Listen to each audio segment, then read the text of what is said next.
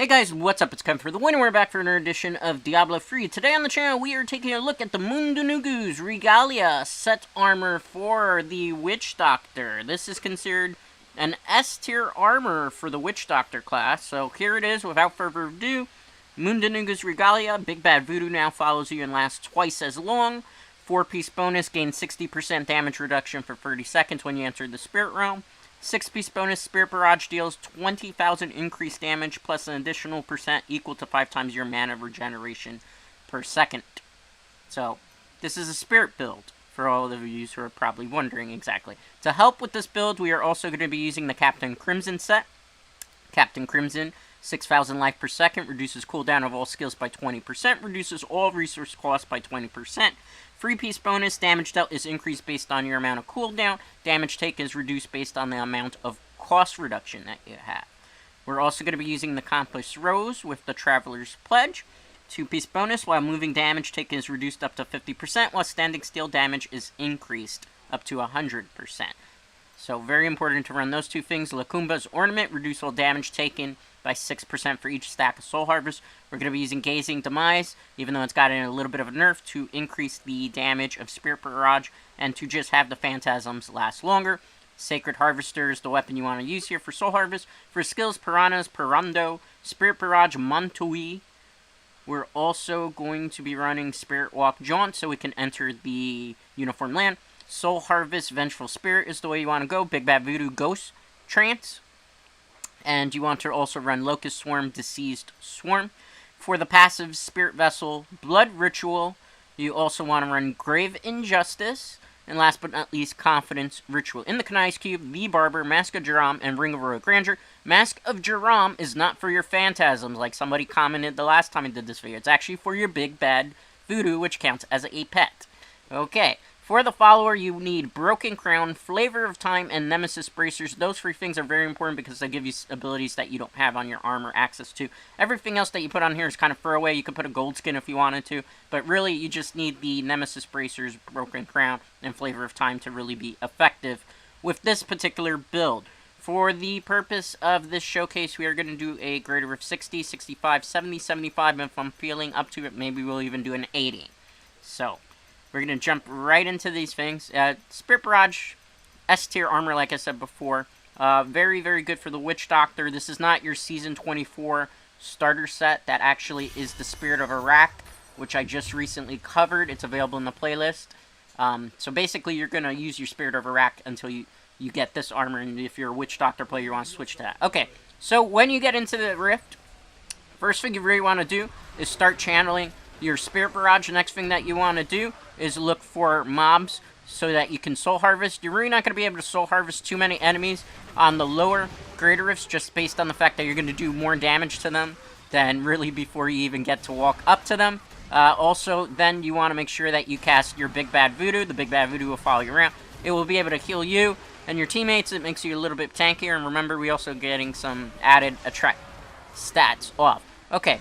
So, we're going to keep going through here. Anytime you get in trouble with this Witchdoctor where you feel like you're going to take a lot of damage, you are going to want to Spirit Walk.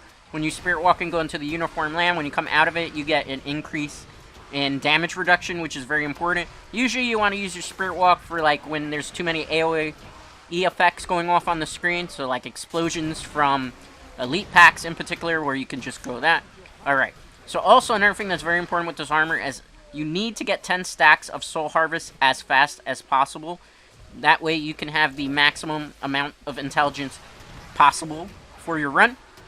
The other thing that you're going to definitely want to do for this particular build is definitely when you get run into Elite Packs that are a bit more tanky, you want to cast your Locust Swarm. Pretty much with proper optimization, you're not going to be struggling on Greater Rift 60 or 65 or even 70. This is a very fast speed farming type of build of an armor. This does very high in leaderboard placements. Now, in terms of optimization, what would you be doing to optimize this armor fully? And there will be a link in the description to a sample armor build from Icy Veins. That way you can kind of, for those of you who need paper stats and whatnot and see it in words, you will have your complete breakdown that way. But in terms of optimization, obviously the first thing you're going to notice is we're using Captain Crimson. So it's in our benefit to get 8.0% cooldown reduction wherever we can on our armor pieces. This is very important because the more cooldown reduction that we have, the more cooldown reduction we have, the more damage that we're actually going to be able to do. Next up, then I would recommend focusing on cost reduction. Cost reduction, again, because Captain Crimson says the more cost reduction we have, the less damage we take. And then when you factor that in with Spirit walking around the map to get out of a bad situation, you are going to be significantly more tanky than you normally would be. And on top of that, we have the Lacumba's ornaments with the Soul Harvest stacks as well. We get deceptively tanky. And that's your first set of optimization. Now, your second objectives for optimization, my recommendation on your helm, you should have crit hit chance 6.0%. I would also recommend on your gloves to get crit hit chance 6.0%, attack speed at least 7.0%. 8.0 is the most optimal way to go, though. I would also recommend crit hit damage 50%. Those free stats will give you a significant buff in attack stats. And then remember, critical hit damage is very important because it just means you're able to do more critical hits. Critical hits means you can do the optimal amount of damage, so why would you want to pass up on that? However, you also, in terms of optimization, would want to power up your Spirit Barrage wherever possible. Everything else really doesn't need a significant buff to it because the only thing really doing damage on the set is Spirit Barrage. Locust Swarms just kind of helps power up the Spirit Barrage, but I would recommend, Spirit Barrage only the very thing you should be focusing on, 15%. And you don't want to invest in that if you're going to sacrifice cooldown reduction or crit hit chance or anything of this sort. You need those are stats more vitally on this armor to be able to get very high in the greater rifts. Alright, as you can see, this was super fast. One of the things you're going to have to keep an eye on as you get higher up in the greater rifts is making sure you maintain your Big Bad Voodoo up, as well as your 10 stacks of Soul Harvest. 3 minutes, 12 second clear time, greater rift 60. This is a greater rift 65, torment 14 difficulty. Same strategy as before. The minute you get into the rift, start channeling your Spirit Barrage. Then you're going to want to look for enemy targets that are large area mobs and go Soul Harvest. That way you can get almost your whole 10 stacks. Then from there, I would recommend casting your Big Bad Voodoo so it can follow you around so you can be a little bit more tanky. But the main focus definitely is trying to get your stacks of Soul Harvest first. Now, in terms of Spirit Barrage, if you're new to the armor and particularly that attack, it can kind of feel a bit weird when you're attacking with it. What you want to do is you don't want to actually hold the button in for anything except very tanky thing. So what you want to do is think of Spirit Barrage like a sprinkler system. As you can see, it's kind of like a sprinkler system right now, where it's laying out a whole bunch of droplets everywhere. Those are the spirits of Phantasm. What you're going to want to do is, instead of holding the button in, you just want to rapidly, lightly click in Spirit Barrage as you're moving around the map, lightly clicking it in. Those light clicks pretty much will almost always, on low greater rifts, kill just about every enemy that comes in sight. While you're doing this, also you have to remember that you have to look for elite packs. That's the best place to get a Soul Harvest stack from because you're a little bit extra tanky. Also make sure to constantly maintain the Big Bad Voodoo.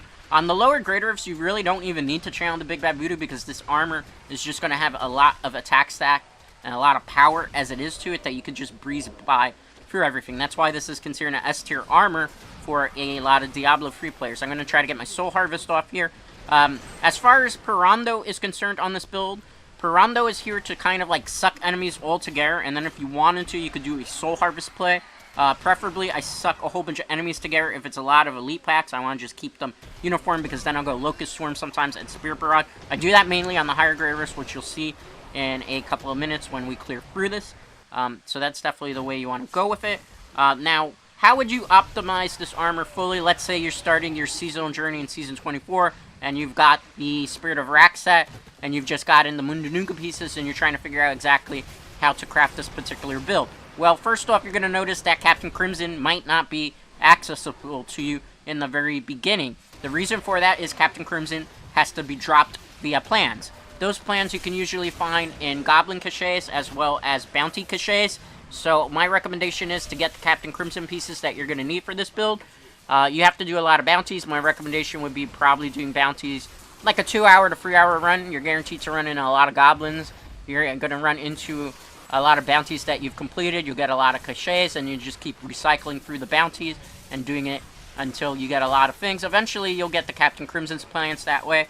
And you will also, on top of that, the extra benefit is you're going to have a lot of death breaths, you're going to have a lot of blood shards, you're going to have a lot of materials that you're going to need for the Kanai's Cube to extract legendary powers like the Barber and everything, and so on and so forth. After that, you need to focus on then trying to get the Gazing Demise and the Soul Harvest weapon, as well as the Barber in particular, which doesn't drop too often as well. There's 2 ways you can farm for those particular weapons. The first way to farm for the weapons, which I think is slightly the better way to do because it doesn't spend as much resources or gold on your end, is to just pick a Greater Rift that you can speed through within about 2 to 3 minute clear times. If 4 minute clear times are okay too, it just means you'll be doing less Greater Rifts. You just pick a level, a high enough level that you could do where you feel comfortable, and you do 2 to 3 minute runs. You do 2 to 3 minute runs of that for like 2 hours, 3 hours, and you're likely to run into not only a Soul Harvester weapon, but the Barber, as well as the Gazing Demise. Now, if you're running into trouble and you're struggling that way and it's just not dropping for you because maybe RNG is not going to be very kind to you, what you can do in that situation then instead is go for Method 2. Method 2, what you would want to do is buy a whole bunch of rare ceremonial blades, and then you would also want to buy a bunch of the offhand mojo. And what you would want to do then is go into the Kanai's Cube and use the upgrade rare option. It uses a lot of death breaths though. I think it's like 50 death breaths per roll. And you can just constantly start rolling through rares that way, and maybe you'll have a better chance of getting the ceremonial blade that you need. That method, that's actually the way I went for it with the Soul Harvest, because I just was having luck with Greater Rift. Gazing Demise as well. Although Gazing Demise, when you're doing Greater Rift runs for like 2 or 3 hours, tends to drop decently, although it's still kind of a very low percentage that you will see it. I don't know why that is. It's just got a weirder percentage of its drop compared to the other things. Alright, that was Greater Rift 65. 3 minutes and 32 second clear time. So as you can see, this is an extremely powerful armor as long as you're following the damage rotations and making sure you maintain Soul Harvest stacks and keeping Big Bad Voodoo up. Alright, Greater Rift 70 now. Same strategy as before. Gotta make sure you do your Spirit Barrage right off the bat. Then look for a large area of mobs, because they're the perfect opportunity to click your Soul Harvest. You'll Soul Harvest them. Case in point here, I'm going to Soul Harvest. I'm going to get 7 stacks. Soul Harvest again. I'm going to get 8 stacks. Now, if I didn't want to stay there and, you know, get killed, which I didn't, what I could do is then Soul Harvest again, and I would get my 10 stacks. You want to get your 10 stacks of Soul Harvest as fast as possible because you are going to need it in the long term. 10 stacks, you have maximum attack stats then. The other thing is, obviously, then you want your Big Bad Voodoo. As you're getting higher up in the Greater Rifts, you may notice that some of the Elite Packs are taking longer to kill. Maybe the Rift Guardian is taking longer to kill. In these particular situations, what you need to then start doing is using your Locust Swarm. Remember, we're using the Ring of Emptiness on this build. Ring of Emptiness will power up whatever attack you do after your Locust Swarm. So you go Locust Swarm, as you saw there just a minute ago, Locust Swarm, Spirit Barrage, and everything pretty much pops because it gives us increased amount of damage. And then when you factor in also the 10 stacks of Soul Harvest, as well as other factors as well with Big Bad Voodoo, you're doing a tremendous amount of damage. And this is how you play Mundunugu's Regalia the most effective way. Now, ironically, Mundunugu's offhand did get nerfed a little bit from Season 23, but it's not anything that's significant that makes it not be S tier whatsoever. So definitely this is my recommendation for anybody that's going to be starting their seasonal journey for Diablo 3 this season and you're playing Witchdoctor. Use your Spirit of Iraq until you get the pieces that you need, then focus on Captain Crimson and the weapons, and then switch over to this. This should, probably within a week to 2 weeks of playing, depending on how much time you're actually spending in the game as well, you should probably be able to finish your seasonal journey within 2 weeks. If you're a very lax player and you're not super hardcore, maybe about a month tops it should take you, because this will be able to breeze by a lot of chapters without really any true optimization needed. Now, in terms of further optimization, what would you want to do? First off, you need to get all your pieces of your armor, your rings, your necklace, your weapon, your offhand, all ancient legendary or primal ancient legendary rarity. That way, you have access to augmenting the pieces. Augmenting the armor basically means that you take a gem that you've leveled up and then add it into the armor to increase the armor's attack stat. For the Witchdoctor, you would be using free topazes with the ancient rare or primal ancient legendary piece to upgrade it. My recommendation is don't augment armor pieces until you have a gem that's at least level 80, because then you get like a 400 to 500 intelligence attack boost. Preferably, the higher the level on the gem, the larger the attack boost is going to be for the armor. Obviously, as you're going through your season, though, you might run into a wall where you get stuck, and you'll have to probably augment a piece at a lower gem level. And then, the good thing about Diablo 3 is you can always go back to armor and overwrite whatever augmentation you have with another gem that's a higher level. The only thing is, obviously, you're going to lose the gem that you had already invested in the armor, but that's part of Diablo 3. Remember, it's a marathon. It's not a race. It's about the journey, not so much the destination. So if you're very impatient with these type of things, it's probably not the game I would recommend to play, because this is something that's always going to be a never-ending grind fest, a never-ending RNG fest. And, you know, it could take you a year to perfect the perfect build, and you may not still have it. Okay, same strategy as before. Soul Harvest, 10 stacks. We go Locust Swarm, then we unleash the Spirit Barrage.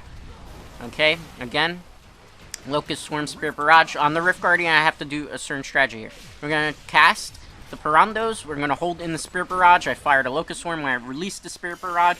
It does a tremendous amount of damage thanks to Bane of the Stricken, Bane of the Trap, and we are also using Goaka Swiftness. That way we have extra cooldown, and also we'll power up our Captain Crimson set as well. So as you see with the 10 stacks of that, this is not fully optimized armor. As you can see, not every piece is Ancient Legendary or the perfect rolls as of yet.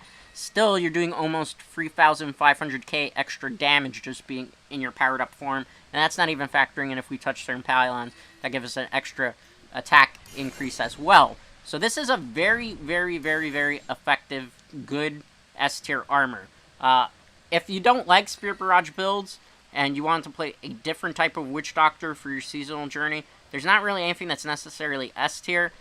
Jade Harvester is kind of high tier. Some consider S-tier. I don't necessarily. That's a bit more complex of an armor. I have not covered that for Season 24 of Diablo 3 as of yet. It's coming in the near future, since I do revisit every armor every season to kind of see. However, I do have the Season 23 Jade Harvester set armor build up in the playlist, and there have been no changes from Season 23 to Season 24 in regards to Jade Harvester. So if you watch that guide, you'll be able to actually use that information just fine. As greater of 70, 3 minutes 53 second clear time. I don't have the armor fully optimized. If I did, it'd probably be like a minute clear time. Alright, same strategy on greater of 75. You're going to soul harvest the big large areas of mobs. You also want to use your Locust Swarm more, and then Spirit Barrage. Anytime you feel like you're going to take an unnecessary death, you can always go Spirit Walk. Spirit Walk is also good for giving you extra mobility, because you can move around the map very fast. And on top of that, since you have that rotation window where you're invincible for a limited amount of time, you should be able to be just fine. For successful play on greater of 75, which is Torment 16 difficulty, and this is where mobs have more HP, and also have a bit more defense, and they do more damage to you, you have to definitely make sure that you maintain your Soul Harvest stacks at 10 at all times. You always want to make sure you have your Big Bad Voodoo up, and you always want to make sure that if you run into something that looks a little too tanky and Spirit Barrage isn't taking it out on its own, that you go Locust Swarm and then Spirit Barrage, because the Locust Swarm is being powered up your other skills thanks to the Ring of Emptiness. Okay, so as you can see, it's still able to breeze through things. This is called like the Mundunugu's Regalia Walker build in particular, where you're just kind of supposed to be walking through things left and right. As you see, we're pretty much just walking around, messing things up. Now, in terms of Diablo 3 content on this channel going into September, as most of you are aware, in September, Diablo 2 Resurrected will be officially coming out. Diablo 2 Resurrected will be coming out September 23rd. For people who have been asking me on social media, if you don't know where my social medias are, definitely check out the links that are provided to you on my YouTube channel, because I have all the links for there. I'm not going to go sprout all my social media links and everything of the sort. People have been asking me where I'm going to be playing Diablo 2 Resurrected on. I haven't actually still decided whether I'm going PC or Switch with it.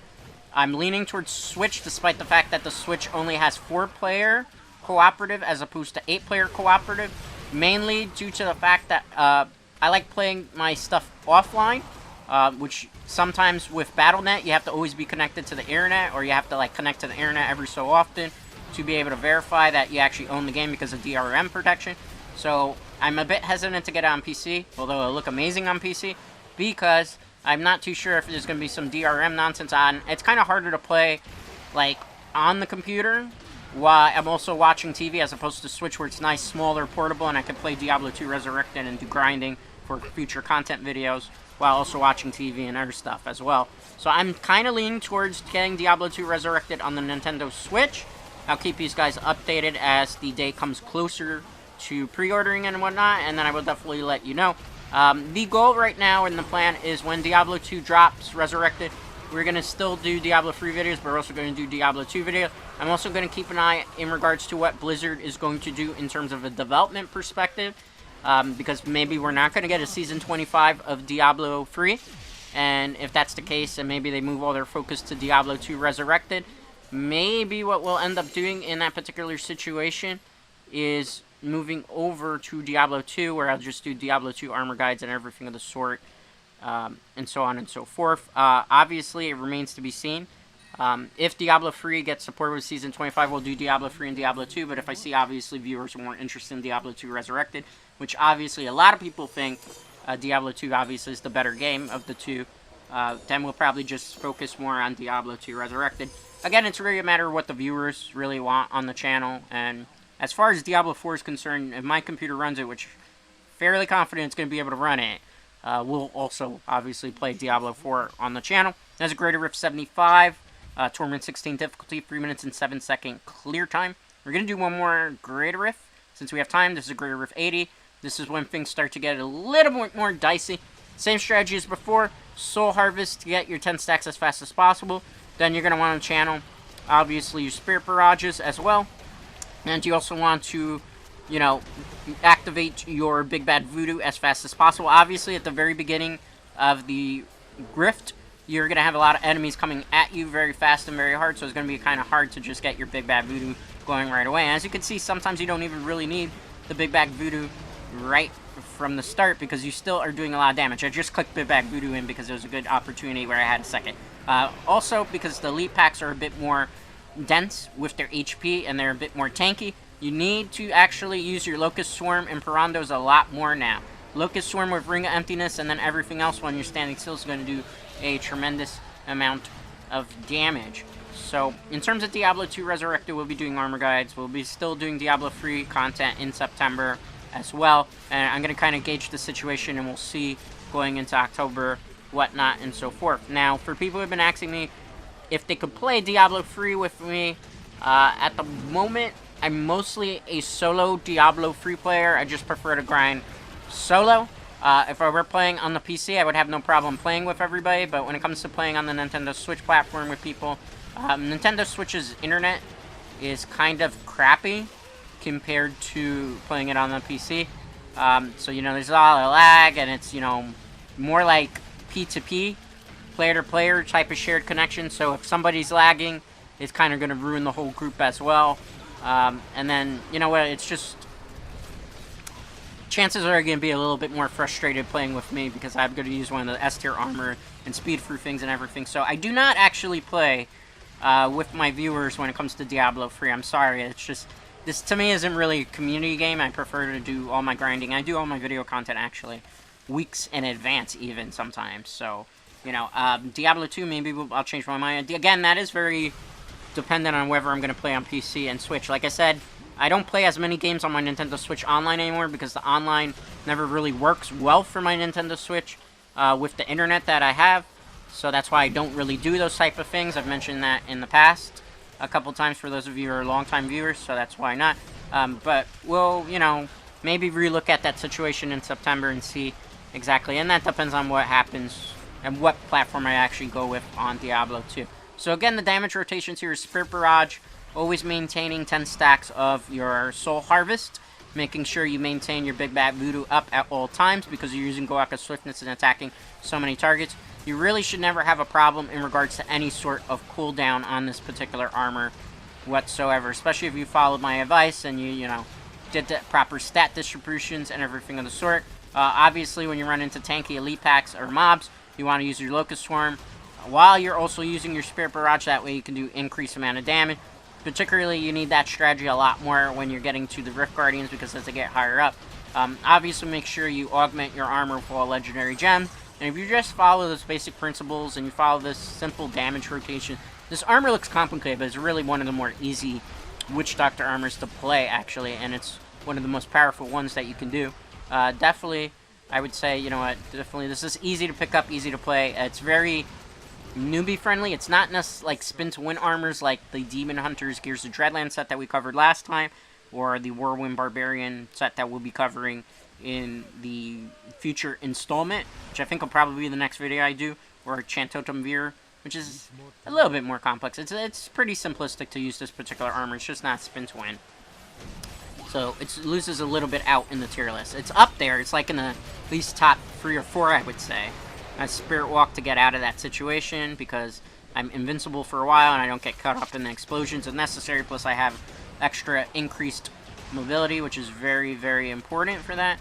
Alright, so again, we're trying to maintain the Soul Harvest stacks. Use Locust Swarm, Spirit Barrage. You have to hold in the Spirit Barrage a lot longer here for these tankier mobs and then release it, because when you release it, it gets accumulated damage.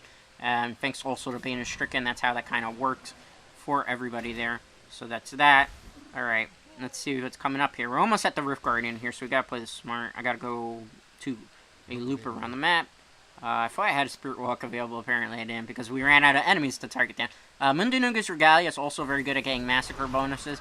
So if you want a Paragon farm, and you're comfortable doing Paragon farming at like Torment 16 plus difficulty, this is definitely the way to go, because you'll be able to jump very high levels of Paragon very, very fast, very, very efficient. It's a very good armor for Paragon farming as well. Soul Harvest, Locust Swarm, Spirit Barrage, Perrondos, that damage rotation is that what you just saw there. We're coming close to the Rift Guardian, so I'm going to constantly try to Soul Harvest enemy targets so that we maintain the stacks. Always want to have 10 stacks when you're fighting Rift Guardian. Big Bad Voodoo's up again. Okay, so Spirit Barrage, Locust Swarms. You saw a couple Locust Swarms and Perrondos. I released the Spirit Barrage, and then it just destroys the Rift Guardian. Pretty much pops. Thanks to Bane of Stricken, the Locust Swarm, and Spirit Barrage, the cumulative damage of that, plus Ring of Emptiness and everything that.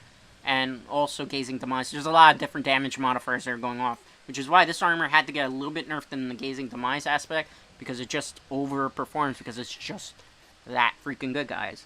I can't recommend any other armor besides this one for the Witchdoctor class, especially if you want to get the leaderboard placement, be the top of the leaderboards for Season 24, regardless of what platform you're playing on, because this is pretty much the way to go. For those of you going to ask, well, what can this armor do? This can do Greater Rift 150 solo with ease if you know what you're doing, you have proper optimization, augmentations, and you've done everything to get yourself to the dance. If you're not as skilled, you're probably going to get walled around Greater Rift 135, but that's okay as well, because you could do a group and do 150. Alright, Greater Rift 80, 5-minute and 18-second clear time, not fully optimized. Fully optimized, that'd be down to like a 2-minute clear time, 3-minute clear time. So, that's pretty much how the Mundunugu armor operates. Let's see if I got the Sacred Harvest. No, I didn't get any Sacred Harvesters in that run at all. So like I said, you know, unskilled players, maybe 130, 135 will be kind of your wall for the Greater Rift. Skilled player, you can 150 solo this very easily with the proper optimization, you know, and if you had like a whole set of permanent ancient legendaries, oh, forget it. You're going to have a very easy time if you have the stat distribution correctly and the augmentations and everything. You know, even a unskilled player in Greater Rift 135 solo, if they go on a group that knows what they're doing on Greater Rift 150, a group of 4 S-tier armors, you should be able to wreck that with ease. So you shouldn't have any problems there at all. Alright, let's salvage these things. Unfortunately, I didn't get any good loot, because Primal Ancient Legendary Blackthorn is terrible, because Blackthorn you can't use for anything whatsoever. Alright, so that is pretty much going to do it for today's videos, guys. Okay, I'm checking to see if I didn't have any extra loot around. Nope. Okay. Well, guys, that's going to do it for today's video. As always, a like is greatly appreciated. And if you're not already subscribed to the channel, consider doing so, as it helps the channel grow. And I will see you for the next Diablo 3 video. Till next time.